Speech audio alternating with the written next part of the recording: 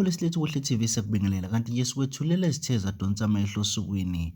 Kubuke ngazuthi ubhekwe ngamehlo abomvu umsebenzi kaKhuzani Ndlamlenze uMpompongose nokuyicwecwe kulindele kuba likhiphe kusasa kumsebenzi wakhe omusha kanyaka ka-2023.